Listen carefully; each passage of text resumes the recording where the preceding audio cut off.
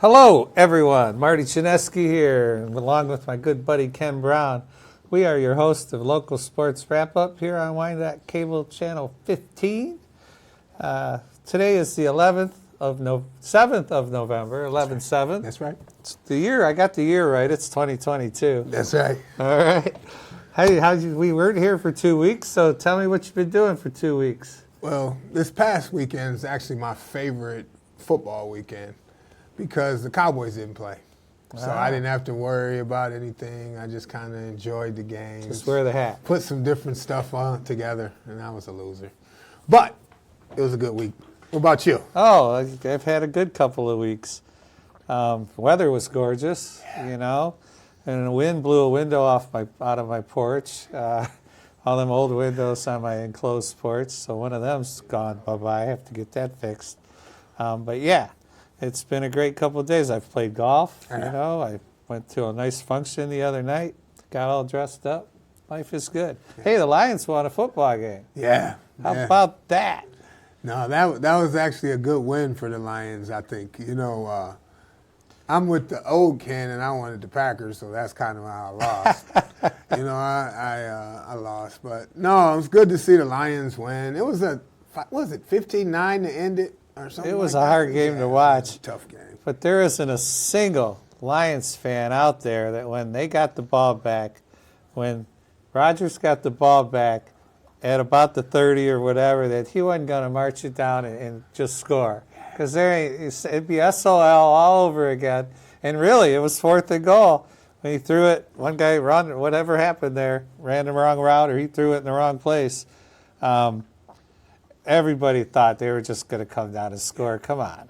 Even me. Yeah, including me. And I had him +2. I was good. Anyway. Had him +2. That didn't work out, huh? Yeah. All right, well, there's a lot of football. We got 2 weeks of football to cover, and 2 weeks in the high school season. We had the first round of the playoffs, and that was on the 28th of October. Yeah. And we had some good downriver games. A few teams were involved. Started out, Carlson had to take on Huron. But you know what was good the last time we were here? Thank Frank. Yeah, Frank did a great job in person. And it was nice to talk to the man behind the statistics, and you could just tell his knowledge. He was just rambling. He knew the kids in and out, so that was nice. Yeah, but if we go back to the scores from, what's that, week 28? Week October 28 scores. Yeah. If we get them up. Anyway, I know Carlson took care of Huron, 38-14, and we were pretty sure that was going to happen, but a tight game. Yeah. And then Trenton took care of Southgate. That's their revenge, right? They got the revenge from the homecoming, but that Trenton actually got a chance to play at home, so that was 34-27.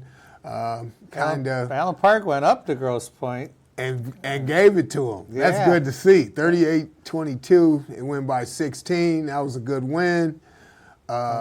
Belleville thumped Woodhaven pretty good. Right, and without a coach, right? Yes. We'll talk about that when it comes back up. Okay. And then Gabriel Richard took on Melvindale Academy for Business and Tech. Yeah. So that's ABT, Melvindale ABT. And they beat them 62-14. It looked like they were at a business meeting or something and then come to the game. Yeah. So let's talk a little bit about that first week. We got Belleville's coach. Belleville's coach is temporarily being... he's under investigation. Under investigation. He's building a powerhouse over there.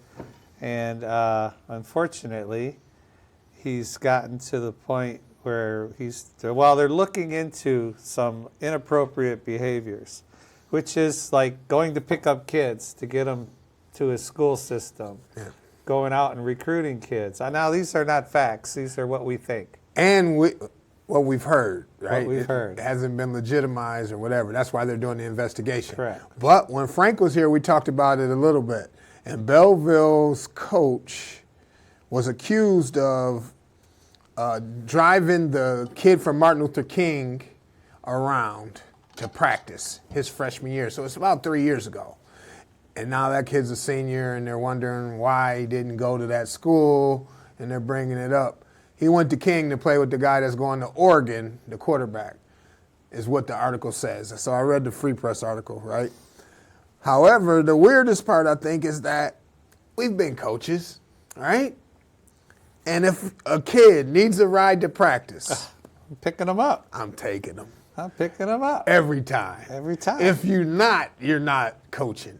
But, right? I mean, where we come from, like how we were raised to do it. Anyway. Well, and the other thing, apparently they do 7-on-7 during the summer. Yes, sir. And I read the article that said that they went just outside of the jurisdiction. When you're a football team in the state of Michigan, you can only go to adjoining states. Okay. And apparently they went to Pennsylvania to play in a football 7-on-7. So that Ohio is technically the one touching and Pennsylvania's not. Correct. Gotcha. And Indiana and even Illinois.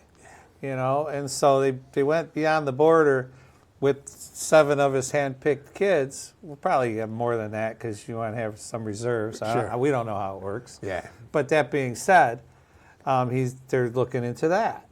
And then obviously the third thing's got to be like recruiting. Going out and saying, hey, but let's face it, he's built a dynasty over there. But that in itself is what's causing the controversy. To look. It's giving them a reason to look, because if they were a losing program, they wouldn't even look into it at all. Exactly. Right. I agree with you there 100%.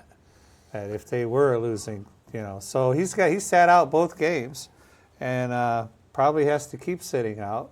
And his assistants, I'm sure, can run the program just fine. And the athletes obviously take over and do what they got to do. I mean, I don't know if you punish the kids. Do I get in trouble if I say I went and picked up one of my bowlers to bring to a tournament? No, because we don't have a bus. We drive the kids. But I went to Ohio to pick her up. She was on vacation with her parents. Don't get me in trouble for that one. I got you.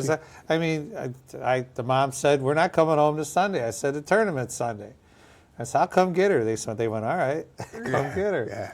And if without her, we don't win the thing. Yeah, that's coaching, though. I know. I'm going to go get her. You got to go get them. If you're the school district of Michigan, you didn't hear me just say that. And of the 20 people that watch this show, keep your mouth shut. We did win that tournament. We did win that tournament. Without her, we don't win that tournament. No. And she's bowling. She's bowling in college now, so she might be on JV, which, how hard it is for a freshman to jump into the lineup in a college program. Yeah. It'd be pretty hard. It'd be tough. Yeah. So I'd say you just keep sticking with it and learn as you're there, and by the time you're a sophomore, you'll be better. Yeah. Cream rises. Theoretically. Yeah. What about the 4th? We got November 4th games. There we go. Boom. So Trenton has to come back and rematch with Carlson, where they played in week 3.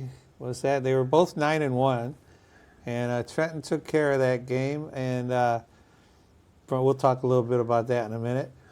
And then Martin Luther King, Allen Park. If it wasn't enough to go to Grosse Pointe North and battle, they had to go up against Martin Luther King, who beat them 46-15.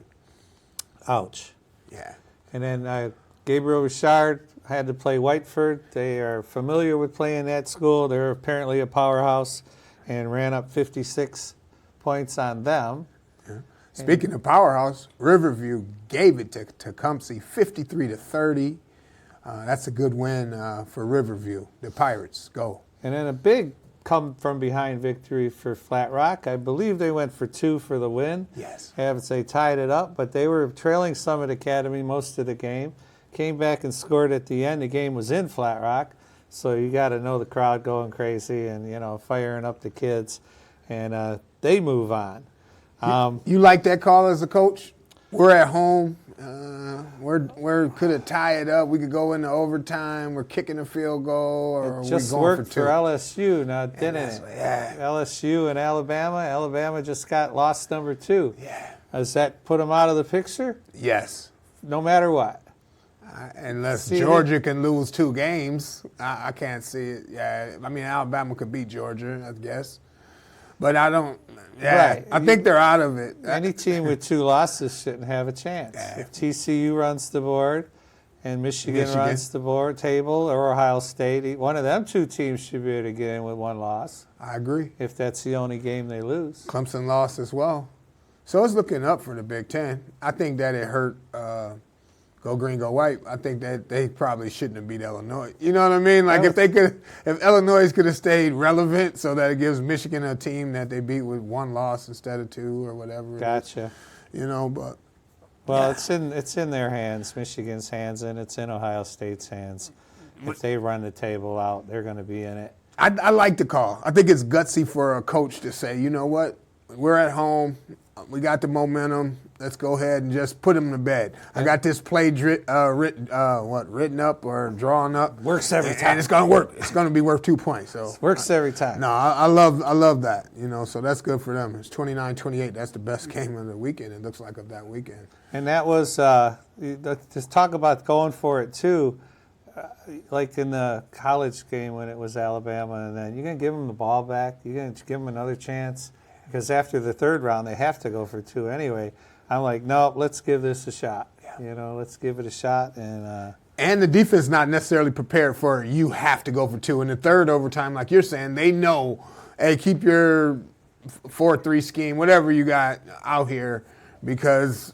They got to go for 2, but now they're still. Do I put the extra point team out there? You kind of got it. I didn't see it. They were prepared, but they got beat up. So the round 2, you had Riverview rolling Tecumseh. Now that Triple T, as Frank was talking about, and then at the Woodhaven game too, when when Trenton took care of. Carlson, yes. It was 17-7. Yeah. The beast, Ty Norgan. He was all that. I read Frank's article. Funny story. I go to print everything up today. My printer's out of ink. I tried to print up at work. We got no internet, so we're gonna wing it all day. Yeah. But that Ty Norgan, apparently, like on the 5-yard line, they did a quarterback keeper. And they just picked him up and walked him 5 yards right into the end zone. Nice. He said in the article, he said, well, you know, I was just pushing and pushing. He said, and then I saw the goal line. I knew I was going to score. You know? I couldn't see anything, crowd of people around him. And he said, then he saw the white line. He said, oh, I'm in. I'm going to score. No, but he obviously is a strong kid. And that game was pretty quiet through the first half.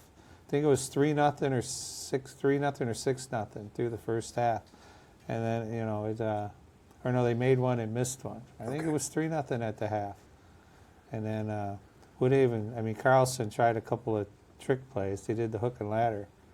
They couldn't move the ball, and again, when your defense is so pursuing, you know.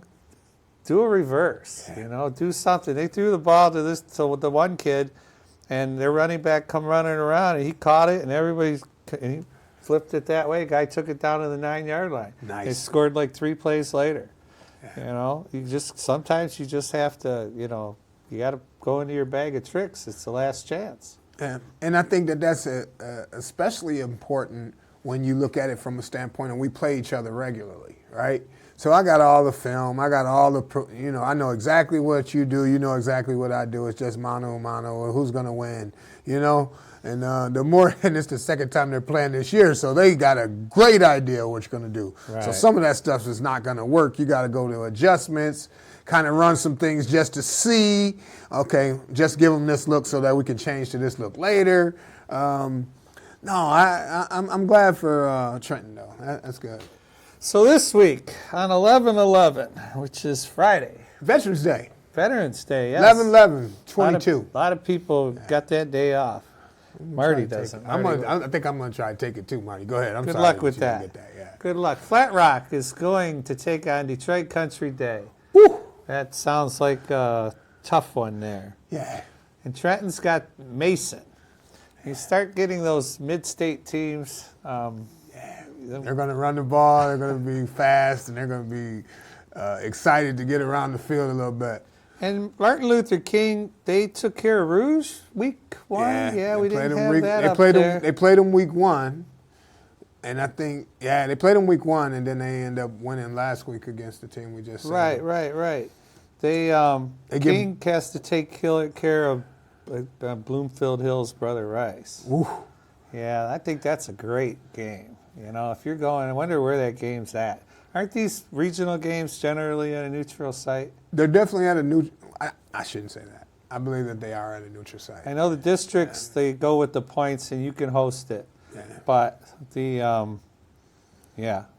I think that Brother Rice, when I was a kid, they were everything. You know, like they were the new Catholic Central. Their quarterback went to Iowa State, full ride. Their fullback went to Michigan. Their tight end went to Pete Mitchell. He ended up playing for the Jaguars. I think he went to Boston College. You know what I mean? So they were a really good team. But when Frank was here, we saw that Brother Rice was 3-5. They had played down. That's right. Remember, but he was saying because they played all those heavy hitters, so then they were still going to get in. That's right. That's right. And the craziest part to me, though, Marty, is like if you look at those as Class A, B, and C or whatever it is, Martin Luther King used to be Class A, like the biggest of the biggest school. Now they're not. And I show you how much that's changed because they played River Rouge, which River Rouge was B or C forever, right? So now they're down and they're playing Brother Rice, and Brother Rice is being a Catholic school. I can't imagine it's really, really big. I'm sure it's all boys, so it should be a good game. I don't know. I think I'm gonna try to go to that. Yeah, 11-11. I'll be off work. I'm planning a trip to Chicago this weekend. I'll probably leave Friday. Imagine that, me going on a trip. The last game, Riverview Divine Child. Interesting about that game. Riverview is played them in their off week, the first week of the season, and they defeated them. So is it that hard to beat a team twice? You know, Divine Child's going to know what to expect with that. They run that triple option, right? Yeah. Because thank goodness Frank explained all that to me. Right. You might know all about that stuff. But you play them a second time, they're going to be ready for it, you would think. Yeah, I would think it would be a low-scoring affair like the Carlson and Trenton. I'm not sure who won that first game. Riverview did. Riverview won? Yes. So I would think that the Pirates have somewhat of an advantage, you know. But you're right. If they've seen that before, they'll be less likely to be tricked, and they would probably tackle the fullback no matter what if that was what it takes to do. Is that how it pretty much works? Everybody on defense is assigned a guy, and you just better make that open field tackle. Is it that tricky where the guy's going all different ways and the ball's going behind the quarterback's back and then he runs? I think that you got to be more so just conscious of the person that's coming to your hole. And the fullback's the person that would not have the ball or have the ball, so you're tackling him no matter what. So that's going to be a lineman or a linebacker that's taking that person out. So I definitely think that it'll be a good game just because they have played before and both teams are really good. So I'd love to know where that game's at. Yeah. Not that I'd go see it. Yeah, the Pirates. So that wraps up the football talk. Okay. We did have some volleyball results. We do know that Woodhaven is moving on in their district. They won their district. Okay. I do know that. And I do know that, let's see, I read about Wyandotte had a 2-0 lead in games against Edsel Ford in the first round of the districts. That's on Tuesday, right? That would have been on Tuesday, yes. Okay. And they ended up coming back and beating them 3-2. 3-2. Yeah, heartbreaking for the girls, I'm sure. But Edsel Ford got to the finals against Allen Park, and Allen Park made it out of there. Okay. So they got their district. Woodhaven has to take on Tecumseh. They either beat Tecumseh or have to take on Tecumseh. Again, I printed all this stuff up, but hey, we're going to win. But Woodhaven's the local team. Yes. And then they'll play the winner of the other district, which is probably Tecumseh, I bet. Yeah, or they just knocked, because they had to play Bedford, I think, to get out. And Bedford's a powerhouse in volleyball. And same thing happened. Woodhaven was down 2-1. Won the fourth set, 28-26. Yeah, and then the other team was so despondent, they went 15-6 on them in the last set, in the last game. Yeah, it crushed their spirit. Yeah, it just took the wind out of their sails. I don't know where they sails. came up or down from, but, we say Woodhaven, but that's a strong program, in volleyball and in most of their sports. Yeah. And good for them. And the other thing I know is that Intercity Baptist has won their 7th straight district. Yeah. They're moving on. They were with the Final Four last year in the States for Division 4. Right. They're Division 4. Yeah, congratulations to Intercity Baptist, And which then- plays out of Allen Park, by the way. Oh, yeah. Yeah. And then we also know about soccer. Grosville doing it again. Yep, Grosse Ile, last week they actually edged Country Day 1-0. Ooh, To get to the state finals, nice. right? But then they lost the state finals. But it was their 5th consecutive appearance. Don't slouch on that. That's powerhouse. 5th consecutive state finals appearance. I think it's only happened once before, and that was in a Division 1 team. Okay. I think Grosville's 2. Are they Division 2? Yeah, they are Division 2. Yeah, it only happened one other time, and that was like in the 80s. You know, Now- 5 in a row. Yeah, and I wonder how, if we had a chance to talk to the coach, what he would say. Because they were 14-7, which doesn't lead you to think like dominant. No, they started their season 1-3. Yeah. You know, he's got to train all these kids because they're coming off of a state championship 2, right? 2. And that one guy was like 4-time player of the year, the guy, that they had, right? Yeah. Had like 50 some odd, going to 100 goals. Yeah, he was remember we were talking about like 30 games, 50 goals or something. Yeah. He was like Ronaldo, but in Grosse Ile. I got you. Yeah. Okay. So then they end up losing in the state championship game. 2-0, and it was basically 2 corner kicks, from what I read. It was 2 corner kicks, and you know they capitalized on their corner kicks, and Grosville didn't, obviously. And I'm pretty sure it was Eaton Rapids that they lost to. Am I right or wrong? Okay. All right. I'll take that back. Scratch that. I'm old. My memory's not so good. Rewind. Yeah. But Grosse Ile, our hats go off to Grosse Ile for getting there 5 times in a row, even on a down year. When you're looking at their 14-7, Yeah. And then they started 1-3, like you said, and then they ended how you're supposed to. And they beat some powerhouses on the way. Country Day's no slouch at all. No. I got positive news for Wyandotte, state finalists. You ready? Yeah. All right. I'm ready. Cross country. I got some of that up here on my phone. Okay, cross country. Wyandotte, Michael McCooch. He ended up winning.